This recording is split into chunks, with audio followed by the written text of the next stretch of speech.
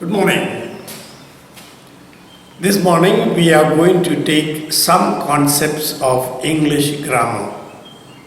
But before we start off, I would like to remind you of the certain things that I had recommended that you do during these holidays. Number one is handwriting. It is important that we as a school across the board from the playhome up to second PU, we should be having a uniform, neat handwriting. That has to be ingrained in everyone, and therefore I recommended that we take for playhome to standard 2 the book Antica font and learn to write print letters. I repeat, print letters, not cursive writing. We will be writing all our work from this coming academic session for playhome to standard 2 only in print writing in book Antica font. Book Antica font. Okay, and so I would like you all to take these 4-line copybooks and then learn to write the print Antica fonts in the print letters, not in cursive writing. From this coming session onwards, we will be starting the cursive writing from standard 3 onwards. I repeat, from standard 3 onwards. And the handwriting classes will be taken by some of the teachers. They will show you how to write it, and then you will have to practice it. And there are certain pangrams that are given. There are about 40-50 of them that I have downloaded, and they will be giving you these pangrams, one sentence a day, which you will have to write 20 times every day. So one sentence 20 times per day, and like that you will be able to get around, say, 30-40 sentences written for 30-40 days, and which means that you will be writing every one of those alphabets around, say, 600-700 times before we come back to school, which means that we will be able to streamline our handwriting and get a good handwriting, uniform handwriting across the board. So that is one of the things that we will have to do, and one of these days your teachers will show you how to do it on the YouTube. Second one is, there will be a storytelling for all the classes, and that also will be taken by some teachers. The idea is that I had asked you to read those 29 common, very, very commonly known stories of Aesop. And that is preparing you for the class 10 examination, where one of the questions that will come is to write a story. And many times the outline of the story is given from some of these stories, and so you must have an idea about what the story states, and therefore you should be able to have an idea about the stories. Aesop has got around over 700 stories that he has written. They are all what we call fables, and these fables all carry a moral lesson. They are very short, simple stories, and I want you to know these stories. So see if you can read them up somewhere. You will get it on the internet, and if you can get it, please read it. And I would like to make sure that everybody knows these stories, and the teachers will be narrating these stories to you. Listen to them and see if you can write these stories on your own in a copybook, 1 page for one story at least. Okay, so that is another one that I have given to you. And the third thing that I had given to you is to watch the news, and preferably on television on NDTV channel. It's not that I am propagating for NDTV channel or anything like that, but then NDTV channel is what you call a impartial channel, and it has got very good speakers. the reporters are very good, and you will learn, you will come to hear very good English being spoken, and you will have to get a habit of imitating them and get to pronounce like them. That is one reason. The second reason is that you have to know what is going on around you in the in the state in which you are, in the country in which we are, and also around us in the world as a whole. Nowadays there are lots of discussions and panel discussions and all that about COVID-19 and its causes, its consequences, its effects, and all kind of things like that. And it is good that you listen to this. And the ideal time would be between 7:30 to 9:30. You can choose at least 1 hour between that, because that is the time when they actually discuss important issues of national interest. So listen to an English channel. I suggested NDTV, but then you see if you can get a channel that is having a balanced view and not propagating fake news, which you will tend to believe, and therefore that is not exactly what we are intending to do. What we want to do is, we want to learn the English, and NDTV channel, I find, is supposed to be a good platform for that. Okay, so that is one of the other thing that I have asked you to do.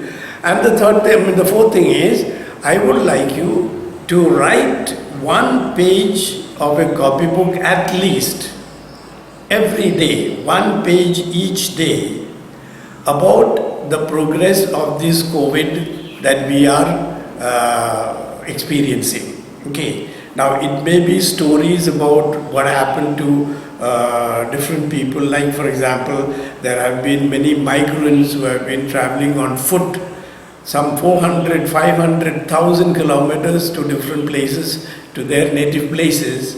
There have been tragic cases of some of them falling on the way and dying. There has been tragic cases of people who have refused them food and water and all that. So all the hardships that they've met with, it may be incidents of people who have braved the COVID and tried to help others. It may be stories about the doctors and the nurses and the paramedical forces who have been doing great service to the nation. It may be about the bravery of the policemen who have slogged it out from morning till evening and evening till night and all that. It may be some of the wild stories, like people like yesterday, for example, there was a huge line in front of a liquor shop in Bangalore. Those are all outrageous things that that proves the frailty of human beings. And maybe those stories might have struck you and you want to write about those. Please write them down, maybe 1 page, at least 1 page a day. If it goes beyond 1 page, well and good. But then the teachers will collect these copybooks. They will read through your writing, and then they will give you marks according to the quality of your writing, and those marks will be a part of your assessment for the internal marks for the first term exam. Okay, so that is something that is going to be done, and it will help you to write, it will help you to express yourself properly and so on. Okay, these are the work that I had given you during the holidays time, and so please make sure that you do it religiously. Spend some time during the day. Ask help from your teachers if you want. Ask help from your parents, but then make sure that you will be doing it. Okay. Okay. Let's go on to the English part of it for today's class. Okay. So today we are going to talk about the parts of speech. What is what we call parts of speech?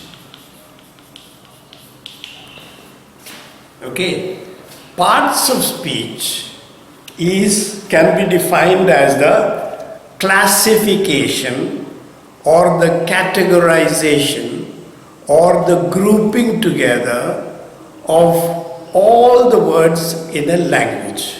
They are supposed to be the classification, categorization, categorization or grouping together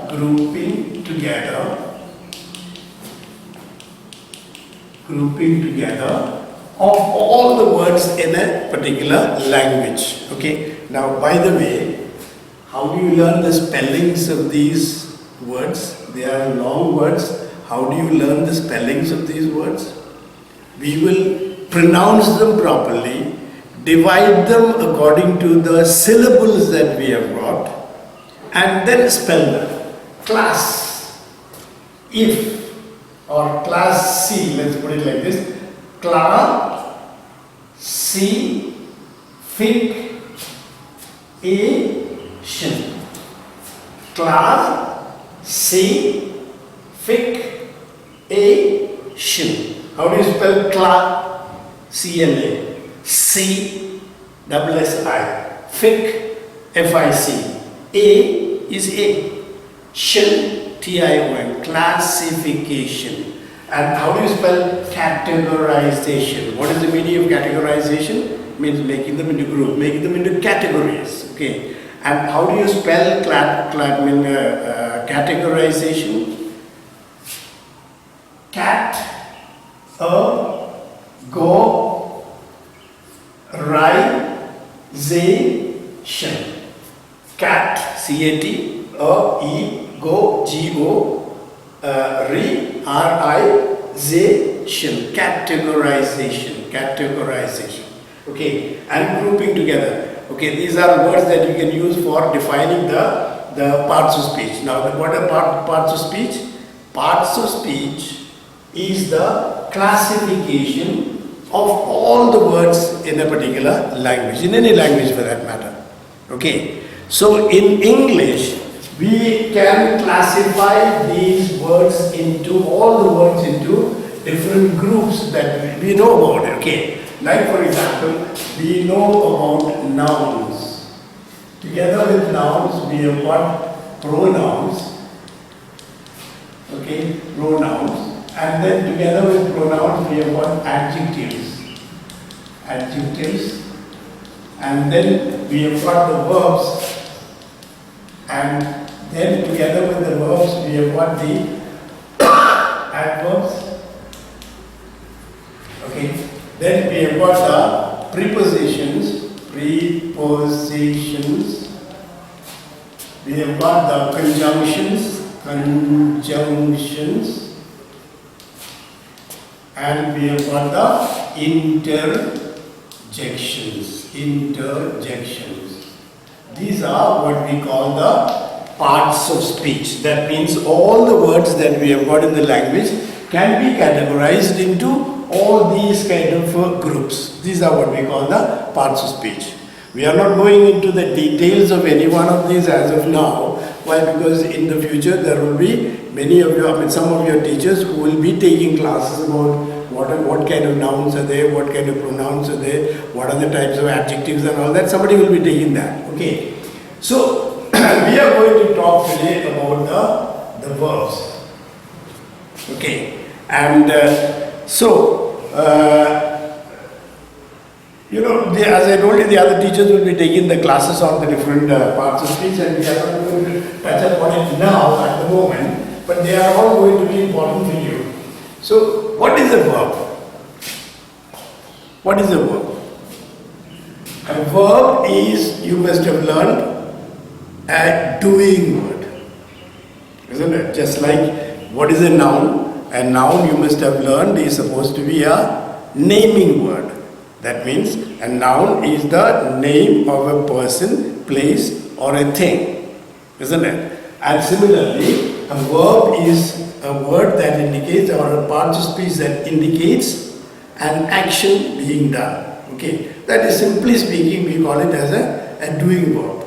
Doing word. Okay, and so the verbs can be treated in different categories, in different kinds. We can treat the verb as a form of tenses, and there will be a teacher that is going to take you a class on the tenses.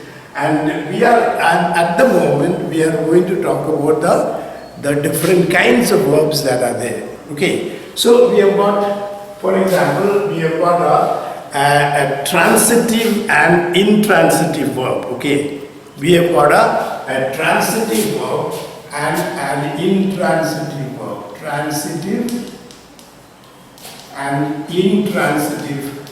Intransitive will be opposite of a transitive. Okay. So, what is a transitive verb and what is an intransitive? I will give you an example.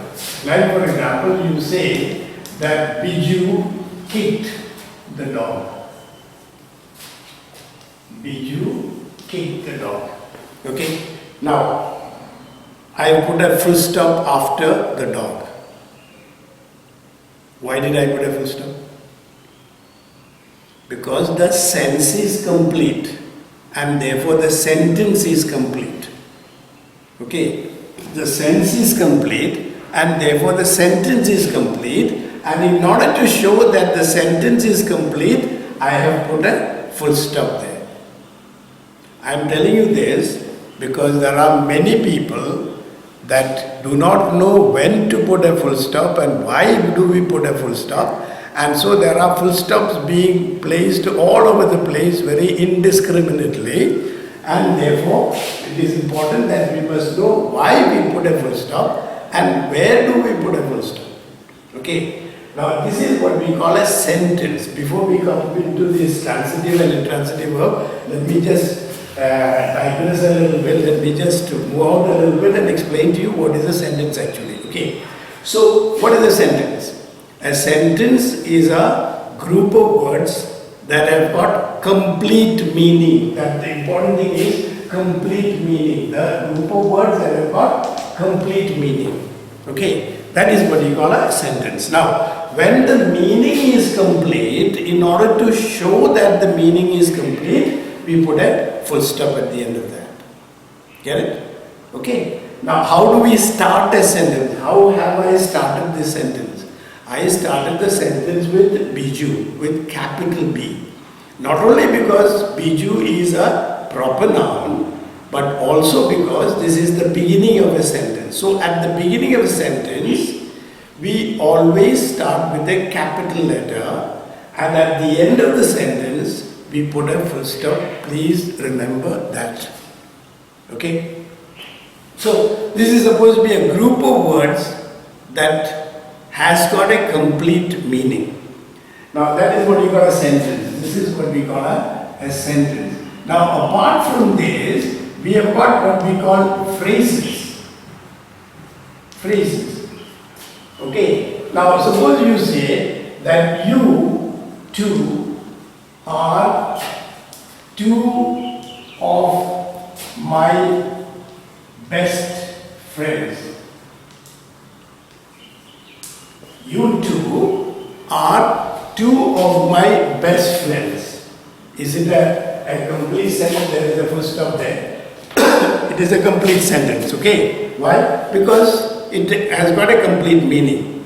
What do we have in a sentence? In a sentence, we have got the subject as well as the predicate.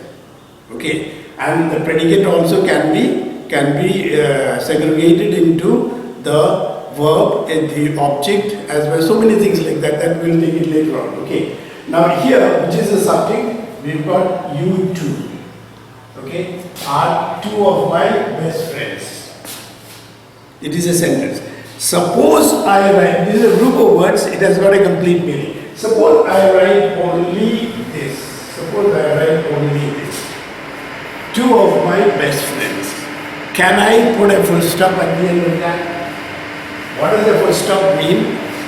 What does the full stop stand for? A full stop stands for a completion of the sense. Okay. Now, is the sense complete here? The sense is not complete. Does it have some meaning?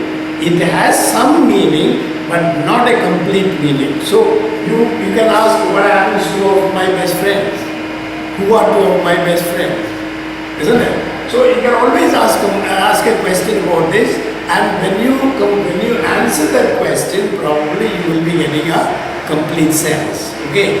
So, this is a group of words that does not have a complete meaning, of itself, in order to have a complete meaning of these group of words, you must attach it to something else. When you attach it to something else, and the whole thing becomes a group of words with a complete sense. Like for example, suppose you write here, you are two of my best friends. You are. Now when you are adding that you are, that two of my best friends takes on a different meaning, isn't it? When you put all these things together, then the meaning is complete and therefore we can put a full stop there.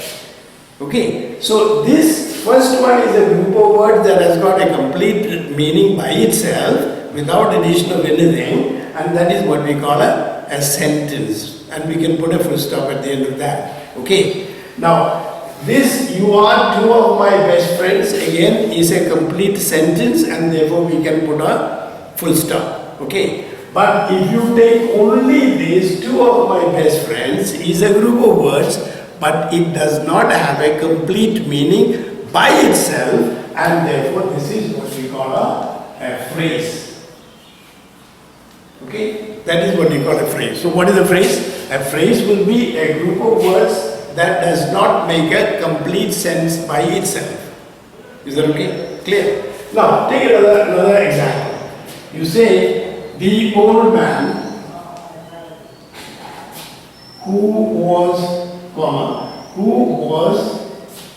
sitting under the shade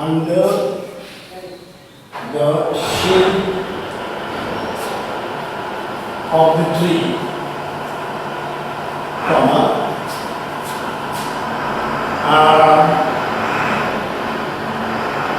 suppose you say that the old man who was sitting under the shade of a tree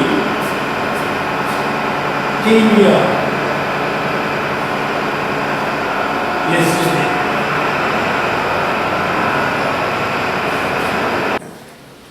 Now look at this sentence. The old man who was sitting under the shade of the tree came here yesterday. The old man who was sitting under the shade of the tree came here yesterday. Sentence is complete.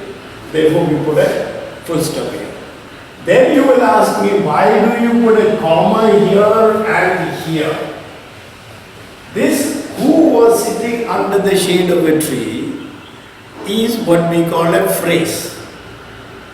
Sorry, this is what we call a clause. Okay, I repeat again. Who was sitting under the shade of a tree is what we call a clause. If you look at that, who was sitting under the shade of a tree, you will find that this is a group of words, but does it have a complete meaning of itself? No. You might ask, you might say, I can put a question mark at the end of that. But we are not talking about a question. We are talking about a simple sentence, that is a simple statement.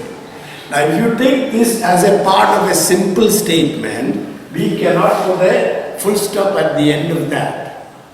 Okay? And why? Because the meaning is not complete. So here we have got a group of words that does not have a complete meaning by itself. In order to have complete meaning for this, you have got to add what we had rubbed out. The old man and came here yesterday. They came here yesterday. This we have got to add. Now when you add this, as if by magic, you find that who was sitting under the shade of a tree has got a meaning. Not by itself, but added to this. Okay. So the main sentence is, the old man came here yesterday. Now which old man? In order to specify that old man, I have written here who was which old man? That old man who was sitting under the shade of a tree. Okay, so this who was sitting under the shade of a tree is qualifying the old man here.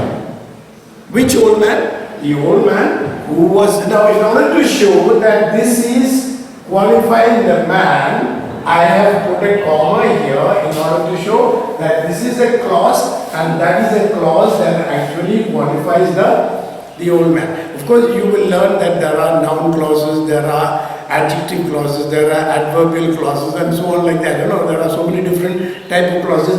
Incidentally, this particular clause happened to be an adjective clause. Why? Because that adjective clause qualifies the old man, the man. Is that okay? So that is incidental. Maybe we will take it at a different time. But coming to this, who was sitting under the shade of a tree? Look at it very carefully. And look at it carefully and compare it with two of my best friends. Do you notice any difference between the two? Two of my best friends is supposed to be a group of words that does not have a complete meaning by itself. In order to have a complete meaning, you will have to add it on to something else, isn't it? And similarly, and we call this as a phrase. Similarly, we have got who was sitting under the shade of a tree is a group of words that does not have a complete meaning by itself. And in order to have a complete meaning, it has to be added on to something else. And we said that this is what we call a clause. Okay. Now, what is the difference between the phrase and the clause? The difference is this, that the phrase does not have a subject and a predicate of its own. Whereas the clause has got a subject and a predicate. Which is the subject of this? Who. Which is the verb of this? Was sitting under the shade of the tree. That is supposed to be a phrase like that. Okay. And so when you are differentiating between a phrase and a clause, a phrase will be a group of words that does not have a complete meaning by itself, but does not have a subject and a verb of its own. Whereas a clause also is a group of words that does not have a complete meaning by itself, but it has got a subject and a verb of its own. Okay, so that is the difference between and therefore you cannot put a full stop at the end of a phrase, you cannot put a full stop at the end of a clause unless it is preceded or succeeded by something else that completes the meaning, unless something else completes the meaning. Okay, so this is what we call, this is the difference between a sentence, a phrase and a clause. Okay, a sentence is, I repeat again, a sentence is a group of words that has got a complete meaning by itself. And it has got a subject and a predicate, of course, that we know that. A phrase is a group of words that does not have a complete meaning by itself, but does not have any subject and a verb of its own. A clause, again, is a group of words. Again, is a group of words that does not have a complete meaning by itself, but in order to have a meaning, it has to be attached to something else. And that is the difference between a sentence, a phrase and a clause. Okay, I will give you exercises on that on the ULO, and you will be able to identify the phrases and the clauses and all that, and you will be able to understand it better. Okay. So we go back to the original thing that we were talking about. We were talking about the transitive verbs, isn't it? Yeah, we were talking about the transitive verbs. And here we have got a sentence. Biju kicked the dog. Sentence is complete. And therefore we can put a full stop at the end of that. Let's analyze this sentence. Which is the subject of the sentence? Biju. Okay. And which is the verb? Kicked. This is the subject and this is the verb, and which is the object? The dog. Okay. So then we have got Biju kicked the dog, a complete sentence. Biju is the subject, kicked is the verb, and the dog is the object. Who is the doer of the action? Biju. Okay. And who gets the result of the action? The dog, of course. The dog gets the result of the action. Okay. Now, this kicked is what we call a transitive sentence. Okay. And so what is the transitive sentence? In Latin, transire means to go across. That is to go from one place across to another place. That is the meaning of transire. And therefore, the word transitive comes from that particular word. And therefore, this action of biju goes from biju through the verb to an object. The result of that goes from biju through the verb to the object, and therefore this verb is what you call a transitive verb. So what is a transitive verb? A transitive verb will be a verb whose action goes from the subject to the object, to something else. Okay, so that is what is the meaning of a transitive verb, right? Okay, and therefore, so this is what we call a transitive verb. That means, the action of biju goes from biju to the dog, and the dog becomes the sufferer of that action. And so such kind of verbs that take an object. Now, what is this dog? That is what becomes the object of the sentence. So the verbs that take an object are called transitive verbs. Okay, the verbs that take an object are called transitive verbs. Why? Because it has got the verb always has got an object after that. Now, how do you find out which is the object of that verb? You ask the verb, what did Biju kick? What did Biju kick? He kicked the dog. And the answer that you get will be the object of the sentence. So in this case, which is the object of the sentence? The dog. Okay. So that means the verb will be, if you are getting an answer, it means that the verb is supposed to be a transitive verb. Now, what is an intransitive verb? An intransitive verb will be a verb whose action remains with the subject and it does not go to any object. Okay. Like for example, the baby is sleeping peacefully. The baby is sleeping peacefully. Okay, the baby is sleeping. Which is the subject of the verb? Of the sentence? The subject is the baby. Which is the verb? He is sleeping. This is the verb. Does it have an object? Does it have an object? It does not have an object. Okay. If you want to find out which is the object, you ask the verb what. Not why, how, where and all that. Just ask the verb what.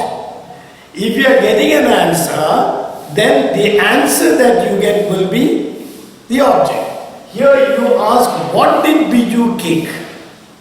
The Biju kicked the dog. So that is the object. Here you ask, what did the baby sleep? Do you get an answer? You don't get an answer, isn't it? So that means the action of the baby remains with the baby, does not go across to anything else, and therefore this is what we call an intransitive verb. Intransitive verb. Okay, so this is what we call a transitive verb, and this is what we call an intransitive. So what is the transitive verb? A transitive verb will be a verb that takes an object. A verb whose action goes from the subject to an object. How do you find out the object of the verb? You ask the verb what. What did Biju kick? The answer that you get will be the object. If you don't get an answer, that means the verb is supposed to be a intransitive verb. Okay, let's take another example. Suppose you say that Ronaldo plays football. Okay, Ronaldo plays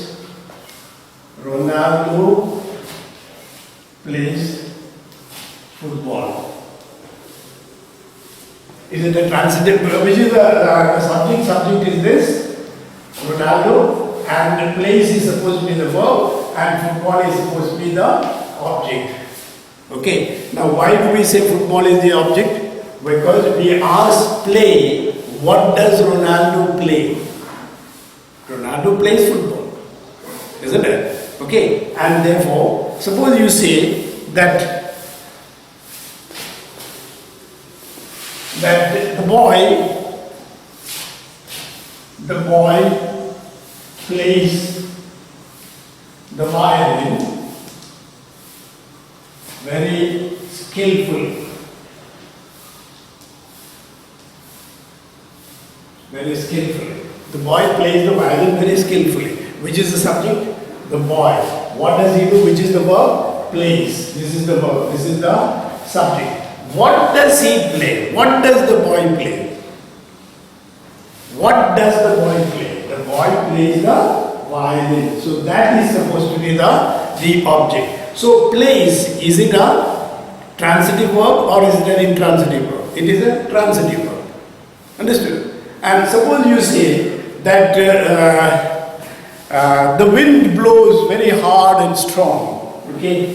The wind blows very hard and strong. Okay? Which is the subject?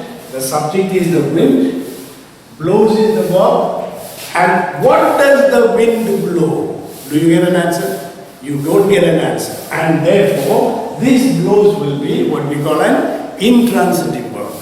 Okay. Next, we are going to talk about the active and passive voices. Okay. So, we have got active voice and we have got the passive voice. Now, first thing that you have got to remember is,